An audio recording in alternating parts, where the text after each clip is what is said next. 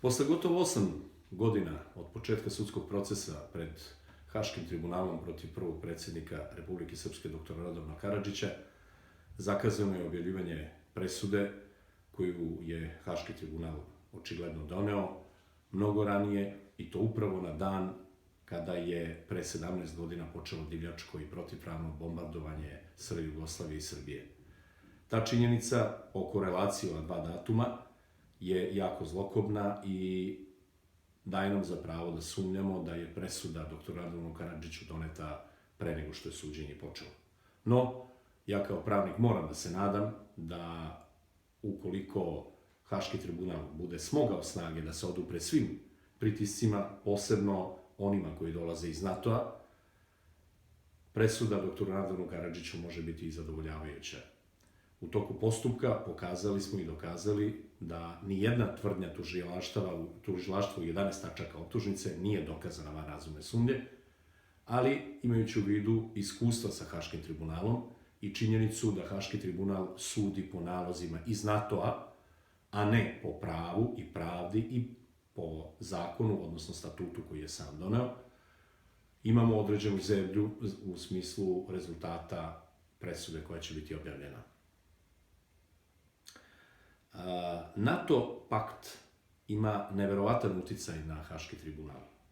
Kada se pogleda unazad, doći se do zaključka da je u stvari Haški tribunal i osnovan da bi bio jedan kvazi sudski organ NATO pakta, koji bi NATO pakt uspevao da sve svoje stvari, prljave stvari koje je uradio na terenu, na prostoru bivše Jugoslavije i Balkana, konvalidira kroz kvazi presude Haškog tribunala.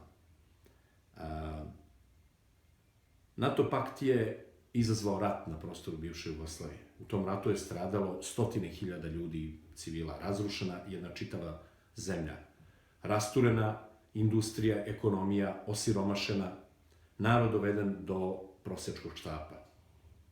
NATO je uspeo, postavio je baze na tom prostoru i sada pokušava da sa sebe skine odgovornost za najveći zločin koji se dogodio na ovom prostoru, a to je zločin protiv mira. Prvi signali da će doći do sukoba, da će doći do raspada bivše Jugoslavije i tog jednog veoma teškog građanskog i verskog rata su se pojavljivali davno, još pre 30 godina, opet u planovima NATO-a. Dakle, NATO ništa ne radi spontano, dugo i ozbiljno planiraju akcije, a onda ih i sprovode.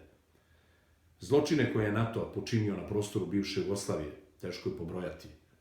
Ja sam bio predsjednik veća koji je učestvovao u suđenju čelnicima NATO-a za zločine protiv čovečnosti, ratnog i humanitarnog prava na prostoru bivše Jugoslavije u vreme bombardovanja 1999. godine i odlično sam upoznat sa svim zločinima koje su NATO snage počinile na prostoru bivše Jugoslavije. U tome je doneta i presuda koja je nakon 5. oktobra poništena od strane novih vlasti, kao jedan od uslova da NATO bude njihov saveznik, što možemo vidjeti i ovih dana kroz potpisivanje raznih sporazuma o zbližavanju Srbije i NATO-a. NATO pokušava da izbegne odgovornost za izazivanje rata na prostoru bivše Jugoslavije, za sve ono što se krvavo nakon toga dogodilo, i pokušava da tu odgovornost prebaci na nekoga sa tog prostora, a sada je već jasno i svima da je to srpski narod i predstavnici srpskog naroda.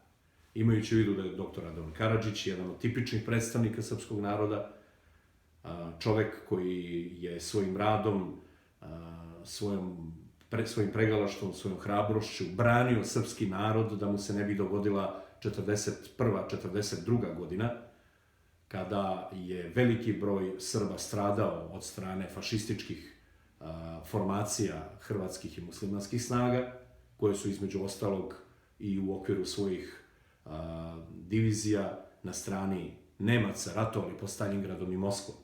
Te iste snage su ubijale Srbe u Bosni, a dr. Radovan Karadžić zajedno sa Ratkom Mladićem i ostalim herojima je pokušao da spreči da srpski narod nestane sa lica zemlje na prostoru Bosne i Hercegovine kao jedna od republika bivše Jugoslavije, a danas države Republike Srpske.